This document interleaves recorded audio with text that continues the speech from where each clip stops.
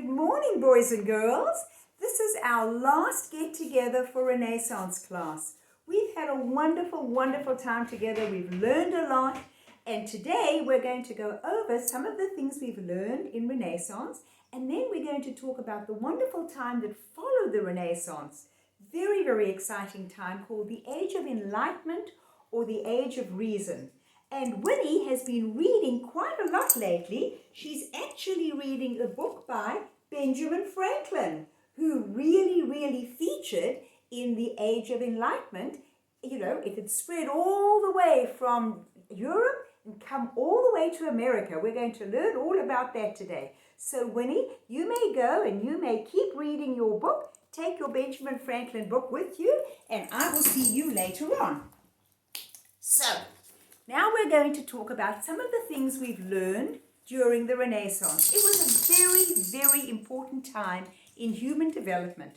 Really, one of the most important times since the fall of ancient Rome. From its start in 14th century Florence, the Renaissance spread across Europe. It changed the world in just about every way that you can think of, and it had a kind of a snowball effect.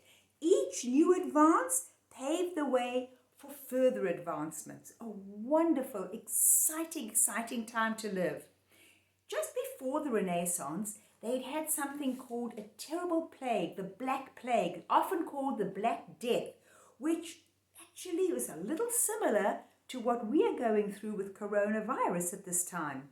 But it had killed more than 1 in every 3 people in Europe. Now, there were millions of people living in Europe, but not like today. So when it killed 1 in 3 people, a huge amount of people died in the middle of the 1300s. Those who survived were left with greater wealth because there were fewer people, either because there were fewer people inheriting the wealth or simply because of supply and demand. There were fewer workers, so those workers could demand higher salaries. So a wealthy class began to establish itself. And at the top of the Italian society, there was a new kind of ruler. People like we've learned about, the Medicis, who ruled so much, who had so much power and so much wealth.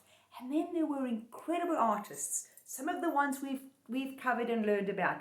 Leonardo, Michelangelo, Raphael. All those people took the beautiful ideas that they had in their heads, the wonderful myths that they knew about from ancient Rome and ancient Greece, and they created extraordinary pieces of art. Things that we look at today and we marvel. We can't believe that a person could have created such beauty. Meanwhile, even as the artists were creating such bold and beautiful things, a new kind of realism arose. Scientists were engaged in a revolution of their own. Copernicus and Galileo proved that the earth revolved around the sun instead of the other way around, which the Catholic Church said it did. The Catholic Church said the earth was the center of everything, but Copernicus and Galileo proved them wrong. Never before had there been such a coming together of art and science and literature and philosophy, ways of thinking. Advances in chemistry led to the rise in the use of gunpowder, which, by the way, had been invented in China many years before. But the Europeans didn't know this, right? There was not much connection between China and Europe, so they didn't know what was going on in China. Anyway, new lands were colonized, new cultures were discovered. Then there were radical thinkers like Martin Luther that we spoke about a few weeks ago. He claimed that there was a new way of looking at the world that owed less to blind obedience to the Catholic Church, and that humans could think for themselves. They didn't have to always be told what to do. And he created a whole new revolution and created a whole new following and a whole new church. Well, in 1440, we know what happened. Gutenberg introduced the printing press. That too had been invented in China many years before, but the Europeans didn't know about that. So now we had all these books that were written and all these books that were published. And all these books that were published led to more education. More and more people were becoming educated. A single press at that time could churn out 3,600 pages a day. By 1500, the printing press in Western Europe produced more than 20 million books. And by 1600, 200 million books. So with all those books, education was blossoming and thriving, which was good for the people. Now the seeds of the modern world were sown and grown during the Renaissance. From circumnavigating, going around, circumnavigating the world, to the discovery of the solar system. From the beauty of Michelangelo's David to the perfection of Leonardo's Mona Lisa. From the genius of Shakespeare and Cervantes to the daring of Martin Luther. And through breathtaking advances in science and mathematics, man achieved new heights in this tumultuous period. The Renaissance absolutely changed the world. It created all of what we know today as modern life. Now, the Renaissance led to what we call the Age of Enlightenment or the Age of Reason, also sometimes called the Age of Voltaire, and we're going to talk about him in a little bit. The Age of Reason began in Europe in the 1700s and spread to many parts of the world. The thinkers of the Enlightenment objected to the absolute power of the royal leaders and the Roman Catholic Church. They used reason, they used their heads or logical thinking and science to attack the power of the monarchy and the power of the Catholic Church. And their ideas helped bring about the French Revolution and our very own American Revolution. We were all influenced by the Age of Reason and the Age of Thinking. So for hundreds of years, most European countries were ruled by kings and queens. And the country's royal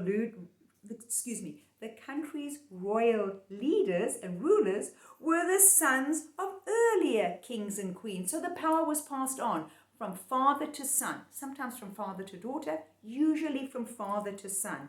These rulers claimed that the powers that they had were given to them by God. Think about that. The monarchs, the leaders of the church, and the wealthiest families always had all the power and all the advantages. And what about the everyday ordinary person? They were subject to the whims and the desires of those monarchs and those church leaders. Well, by the 1500s, during the Renaissance, the number of educated people in Europe began to grow because of the printing press. Many of these scholars adopted the ideas of the ancient Greeks and the ancient Romans, which focused on the importance of all people and the importance of the ability of all people to be able to think for themselves. The Renaissance led to such important discoveries in the 1600s. Many people consider the publication of Isaac Newton's explanations of the laws of gravity in 1687 as the first major work of the Age of Enlightenment. Some thinkers or philosophers wrote books that objected to the church having power over everyone. Others questioned the idea that God had given the monarchs their power. Enlightenment thinkers applied science and reason to society's problems. They believed that all people are created equal. And don't we have that in our Constitution today? Isn't that what we base our Constitution on in this country? All people are created equal, whether they are rich or whether they are poor, whether they are educated or whether they are not. They saw education as something that divided people. They felt that if education was available to everyone, then everyone would have a fair chance in life. And don't we believe that today? Everybody has the right to an education, not just the rich and not just the wealthy. Enlightenment ideas were popular, and of course they spread very quickly. The Roman Catholic Church and the monarchs tried to ban the books and other works of these philosophers because they felt threatened, right? If people are beginning to think and people are beginning to question their authority, of course they're going to feel threatened. The rulers, of course, had this right to be alarmed. The Enlightenment led many people to think about their government and to think that they should change their government. They wanted to take power away from the kings and the queens and give it to the ordinary people. Again, this led to the French Revolution and the American Revolution. The Enlightenment's most important idea was that all people can reason and can think for themselves. And because of this, people should not automatically believe what an authority says. This was a very, very new idea at that time. Excuse me. Another important idea was that a society is best when everybody works together. Don't we know that? We do much better when we're a team. There's no I in team, when we all work together. Even people with very little power or very little money should have the same rights as the rich and the powerful. And the nobility should not have special rights or privileges anymore. Since these were dangerous thoughts for the people in power, many Enlightenment philosophers, many Enlightenment thinkers were put into prison or were forced to leave their countries. Now, many of the founding fathers of our very own United States believed the Enlightenment's ideas. The idea that a government's job is to benefit all of the country's people, not just the people in power, was very important. They made this idea about a government for the people one of the most important parts of the United States Constitution and the new American government which they created. A government for the people. Many ideas that are important today were created during the Enlightenment. And so here are some examples. Freedom, democracy, and reason should be the most important things in a society. Freedom and democracy. Everybody in society should have the same rights. Writers and philosophers should be free to look for the truth, even if they disagreed with the people in power. There should be freedom of religion, and people should accept other people's religion and way of thinking. Important people in the Enlightenment came from many different countries and shared ideas in different ways. And so here actually are some of the most important people that we could talk about during the Age of Enlightenment. First, we have from England, John Locke, 1632 to 1704, and he believed, he influenced Thomas Jefferson and the founding fathers when they wrote the United States Declaration of Independence. His ideas about people's rights to life, liberty, and the pursuit of happiness were especially important and appear in our Declaration of Independence. John Locke. Then there was Thomas Paine.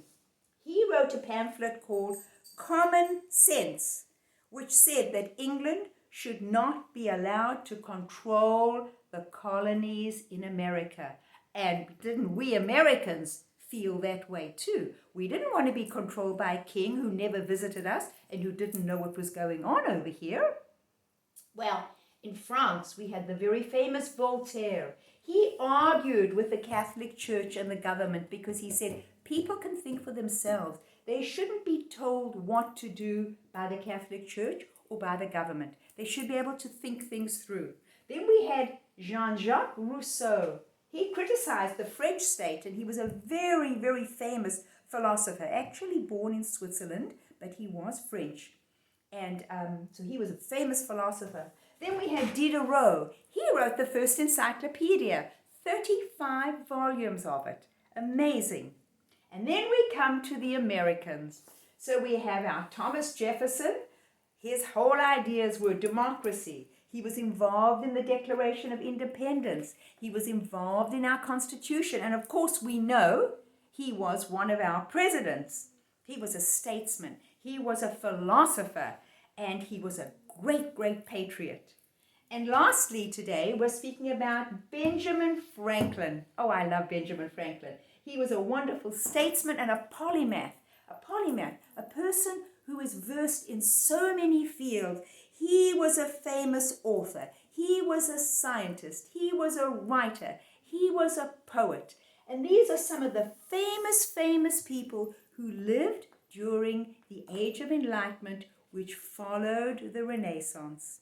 So boys and girls, I hope you've learned a lot today. I hope that this has opened your mind. You know the value of education. You know the value of everybody being able to follow the laws, but to be able to think for themselves. So, I will be chatting with you soon. In the meantime, I'm sending you lots and lots of love and many hugs, and I hope you have a great day. Bye-bye for now.